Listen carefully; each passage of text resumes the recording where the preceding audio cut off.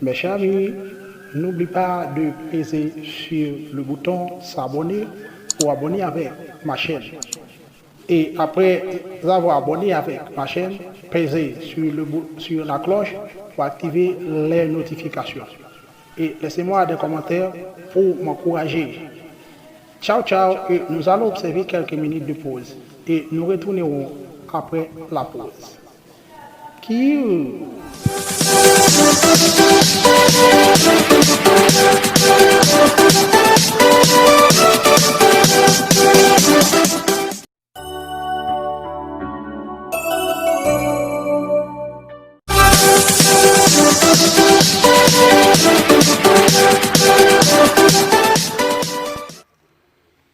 Pour commencer mon étude ce soir, j'apporte mes salutations à ma famille Mexil et à mon épouse Dor, Gilide Mexil, spécialement au pasteur Jean Smith Mexil du côté de USA,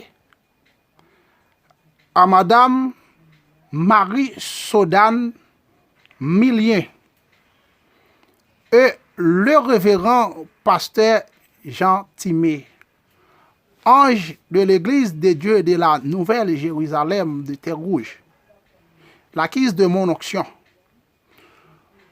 Mon étude ce soir, c'est que dit la Bible de l'invocation des saints et de la Vierge. Dans l'église romaine et orthodoxe, le culte des saints et de Marie occupe une grande place. Qu'en est-il dans la Bible? Premièrement, les saints sont des morts.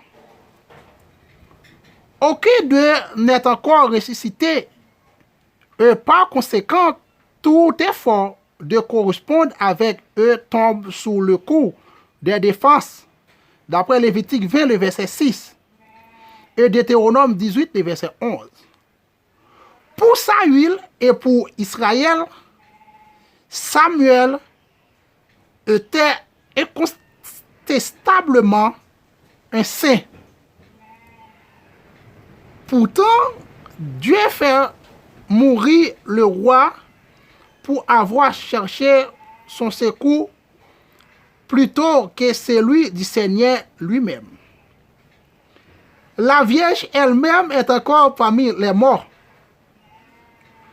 Nous croyons de tout notre cœur que Jésus-Christ, conçu du Saint-Esprit, est né miraculeusement de la Vierge Marie. Nous avons pour elle un immense respect, mais nous voyons dans l'Évangile qu'elle n'a pas été conçue sans péché. Elle appelle elle-même Dieu son sauveur, d'après Luc 1er, le verset 47. Ce que Jésus n'a jamais fait après la naissance du Christ, elle est vraiment devenue la femme de Joseph. Et n'en a eu d'autres enfants, d'après Matthieu 1er, le verset 25, Matthieu 13, 55, 56. Sa présence est mentionnée pour la dernière fois au sein de l'église primitive dans Acte 1er, le verset 14, soit avant la Pentecôte. Elle n'a donc pas joué le rôle qu'on lui prête de distributrice de l'esprit et des grâces divines. L'Écriture ne dit rien sur la fin de sa vie et encore moins sur l'Assomption, par laquelle, aussitôt après sa mort, elle aurait été ressuscitée et enlevée au ciel. Au contraire, Paul déclare formellement que pour l'instant, Christ seul est ressuscité comme prémisse de ceux qui sont morts. Ceux qui lui appartiennent, y compris sa mère, ressusciteront lors de son avènement glorieux, d'après 1 Corinthiens 15, versets 20 à 23. Marie est donc encore parmi les morts, bienheureux, dont l'esprit est auprès du Seigneur, mais dont le corps est toujours dans la poussière. Il ne nous est pas davantage permis de nous adresser à elle, car aucun mort actuellement dans l'autre monde. Pour les catholicismes, Marie considère comme le Dieu de Jacob. Parce que quand les catholicistes se prient, ils prétendent adresser des requêtes de prière à Marie. Mais ils ne savent pas si Marie est pécheur comme tous les pécheurs. Marie avait reçu la grâce divine par un ange de Dieu. Mais pourtant, Marie n'abandonne pas la fiancée de Joseph. Elle restait encore toujours avec Joseph et a donné naissance à d'autres enfants. Les saints, comme n'importe quel mort, ne sont ni omniscients ni omniprésents, comme Marie. Marie n'est ni omniscient ni omniprésent.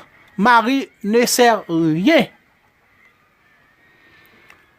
Comment pourrait-il entendre et exaucer en tant que lieu divers les prières qui concernent montant vers eux? Le Seigneur seul le peut, parce qu'il est lui à la fois omniscient, omniprésent et omnipotent. Le fait que l'invocation des saints et de la Vierge est constamment liée au culte des statues aggrave encore le problème. Non seulement il est interdit de s'adresser aux morts, mais il est encore défendu par le décalogue de faire aucune image ou statue qui serve à un culte quelconque. Tu ne te feras point d'image taillée, de représentation quelconque, des choses qui sont en haut dans le monde, qui sont en bas sur la terre, et qui sont dans les eaux plus bas que la terre. Tu ne te prosterneras point devant elles, et tu ne les serviras point, car moi, l'Éternel, ton Dieu, je suis un Dieu jaloux. Puisque vous n'avez vu aucune figure, le jour où l'Éternel vous parla du milieu du feu à Horeb, veillez attentivement sur vos armes, de peur que vous ne vous corrompiez et que vous ne vous fassiez une image taillée, une représentation de quelques idoles, la figure d'un homme ou d'une femme. Veillez sur vous afin de ne point vous faire d'image taillée, de représentation quelconque, que l'Éternel ton Dieu t'ait défendu, car l'Éternel ton Dieu est un fait de vos rangs, un Dieu jaloux. D'après Deutéronome 5, 8, 9, Deutéronome 4, 15, 16 et Deutéronome 23. Une défense aussi formelle est liée au premier commandement. Tu n'auras point d'autre Dieu devant ma face. Le Seigneur réclame jalousement notre adoration tout entière. Il veut que notre culte s'adresse à lui seul. D'autre part, Dieu est esprit et il fait que ceux qui l'adorent en esprit et en vérité. D'après Jean 4, le verset 24. Il ne veut pas que nous matérialisions notre culte en le fixant sur des statues ou des images. Il nous défend de faire pour cela une représentation quelconque des choses qui sont dans les cieux d'un homme ou d'une femme, etc. C'est-à-dire que les images et statues du Christ, du Sacré-Cœur, de la Vierge, des saints de la croix, leurs médailles sont interdites. Elles deviennent faussement des idoles auxquelles on attribue un pouvoir magique en elles-mêmes. Sinon, comment expliquerait-on que la statue de la Vierge Noire à Chartres fait des miracles, que celle de la Vierge de la Boulogne est conseillée à porter la paix, et que telle image de même saint est beaucoup plus puissante qu'une autre? L'Église romaine essaie de s'excuser en disant qu'elle adore Dieu seul et qu'elle honore la Vierge et les saints. Ceci reste encore entièrement à prouver. Mais le décalogue interdit non seulement d'adorer les statues, mais de se prosterner devant elles et de les servir, dont il est tout à fait défendu de les élever sur les autels, de les brûler de sièges, de s'agenouiller devant elles et de les s'adresser des prières. Le catéchisme romain passe sous silence ce deuxième commandement pour passer directement au troisième appelé conséquent, second. Sur la défense de prendre au troisième en vain le nom de Dieu, second, sur la défense de prendre en vain le nom de Dieu, commandement sur les convoitises est par conséquent divisé en deux. D'après Exode 20, 17, Deutéronome 5, 21. Il existe une correspondance entre les images des saints de l'Église catholique et les lois. Représentation. Jésus-Christ, dans le rite mystique, représente comme l'aiglin sous. Jésus, dans le rite mystique, encore représente comme Olofi. Crucifix et couronné d'épines. Mater Dolorosa, dans le rite Pétro, représente comme Freda, femme couverte d'or et de bijoux.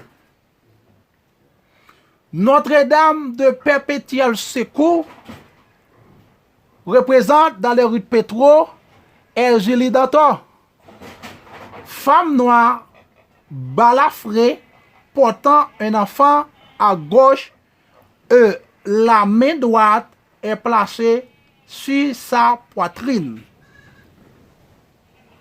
Saint André, dans le rite Petro, Simbi en Deizo, homme portant une croix. Saint Antoine de Padoue, dans le rite Petro, Legba, homme portant un enfant à droite. Saint Barbara, dans le rite Petro, Erzulie aux yeux rouges. Jeune femme couronnée et cap rouge fixant une croix. Saint Éclair, dans le rite Petro, Clémésine, femme habillée en nonne éclairant le monde d'une lanterne. C'est comme et Saint Damien, dans le rite Petro, Marassa. Les deux jumeaux fait Esperanza et Caridad, Marassa. Les triplets, Saint-Georges, dans le rite Petro, Ogou Ferraille ou Ogou Chango, homme à cheval blanc et cap rouge tuant le dragon. Nous verrons le dragon dans une autre vidéo. Saint Gérard Maguela, dans le rite Petro, Guédenibo, homme habillé de noir, une croix à la main droite.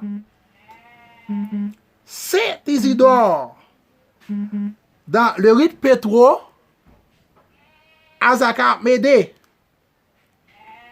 paysan, laboureur, agenouillé et en train de prier. Saint Jacques le Majeur, dans le rite Petro, Ogun, homme à cheval blanc, en pleine bataille. Saint Jean-Baptiste, dans le rite Petro, Ogun Saint-Jean, enfant accompagné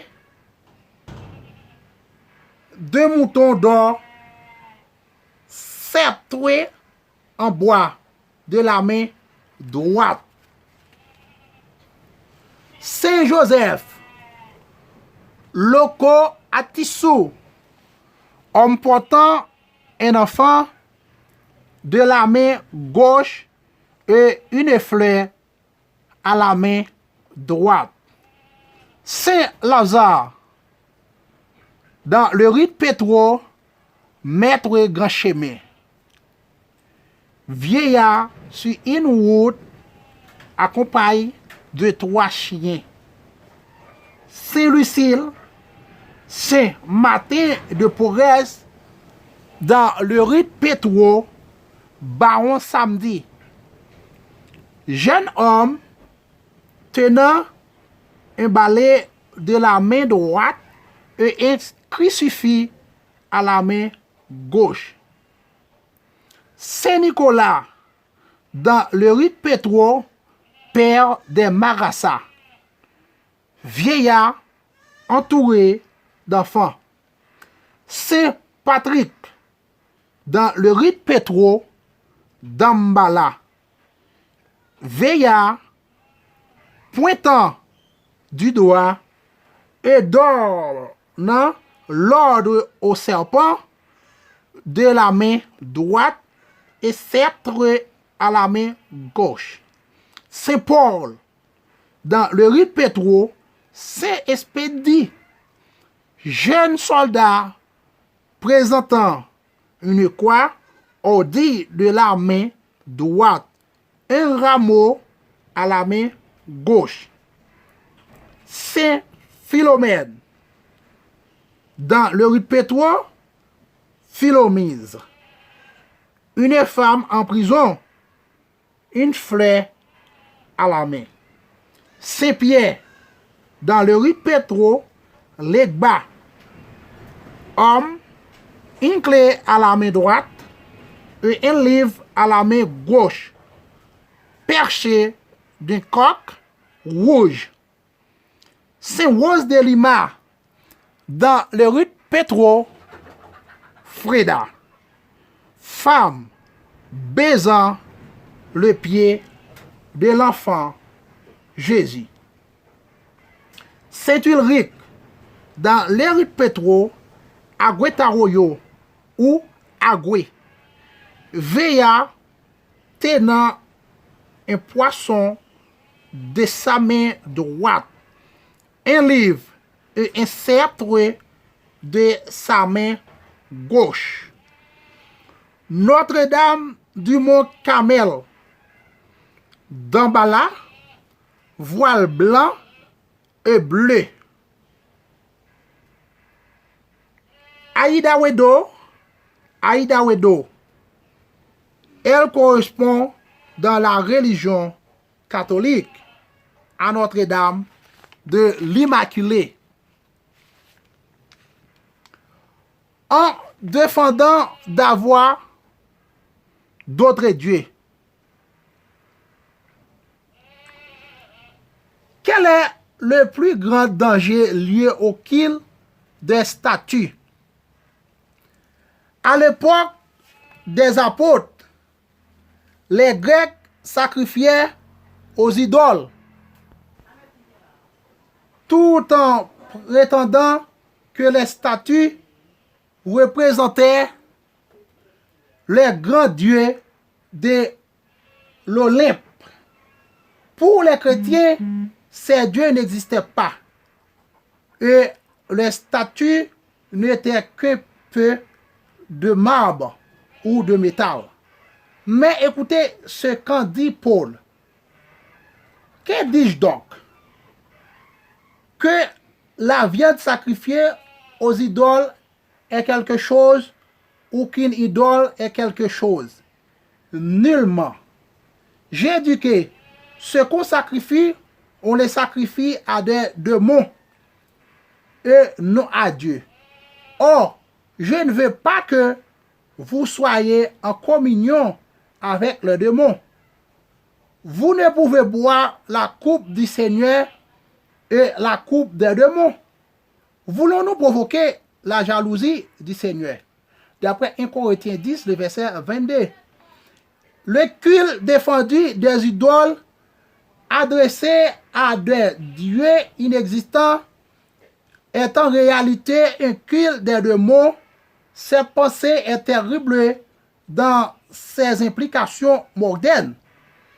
Le culte des statues des saints est 2 fois prohibé. Les saints sont des morts et les images taillées sont des interdites. Le culte qu'on leur rend ne peut donc plaire à Dieu ni adresser à lui, directement ou indirectement. À qui s'adresse-t-il alors? Nous oserons le dire nous-mêmes, mais notre texte le fait pour nous. Ces statues ne sont rien en elles-mêmes, mais on en fait des objets de culte dont des idoles et les cultes touchent ainsi à la fois à l'idolâtrie et au spiritisme.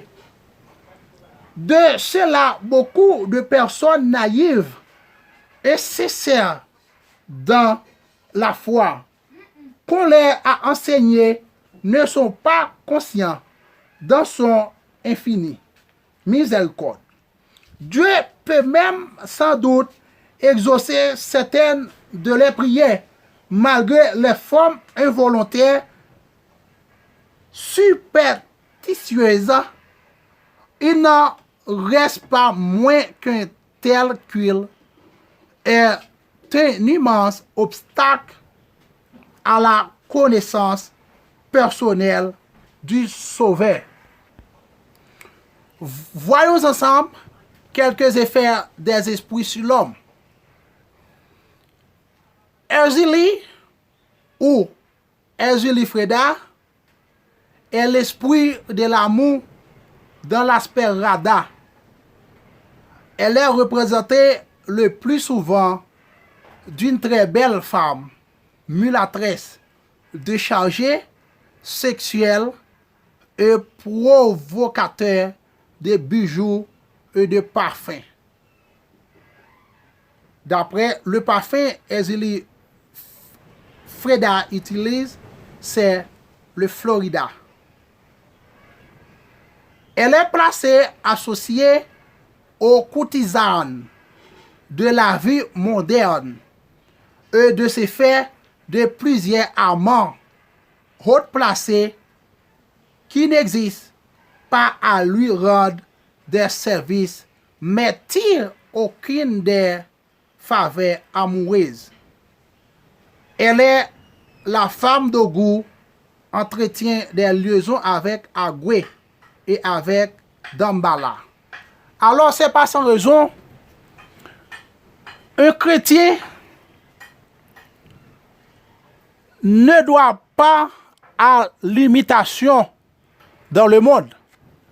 Dans le temps antique, on peut trouver l'Église dans le monde, mais durant l'évolution aujourd'hui, on peut trouver le monde dans l'Église, suivant sa comportement, suivant ses habits.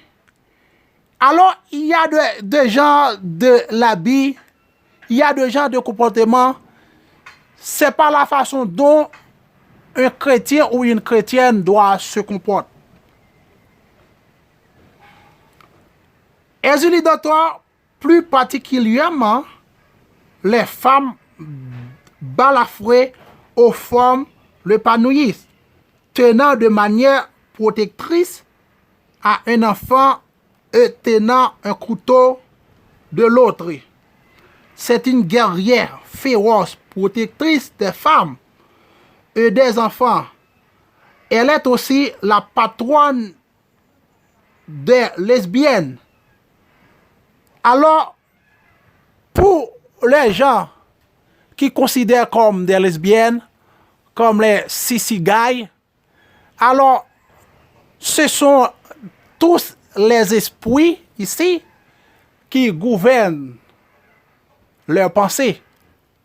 Alors, quand ces gens possèdent pas Erzili Freda ou Erzili Dantor, alors ces gens-là, il n'y a pas de possibilité pour qu'ils ne soient pas un sissy guy ou des lesbiennes. Alors, c'est pas sans raison, même aujourd'hui, on trouve ce genre de personnes-là dans l'église. Mais pourtant, ce ne sont pas des chrétiens. Ce sont tous des religieux ou des religieuses. Mais ce ne sont pas des chrétiens. Alors, les chrétiens n'appliquent pas ce genre de comportement ou ce genre de tenue ou ce genre. Alors, c'est même des gens, il y a des parfums qui se portent au marché. Ce ne sont pas le parfum pour que les chrétiens utilisent.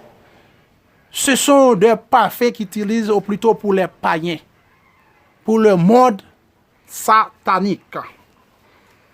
Bien qu'il y a de bonnes odeurs, mais plutôt c'est plus précisément pour les païens. Par exemple, tel que les Florida, n'en parlé, le Rêve d'or, et tant d'autres parfums, etc. Ce n'est pas le parfum pour les chrétiens, chrétiennes. Ce symbole est aussi un cœur transpercé de poignard. Et je pense que plutôt, on verra l'autre manière qui existe entre l'Église catholique et les saints eux-mêmes ou les chrétiens.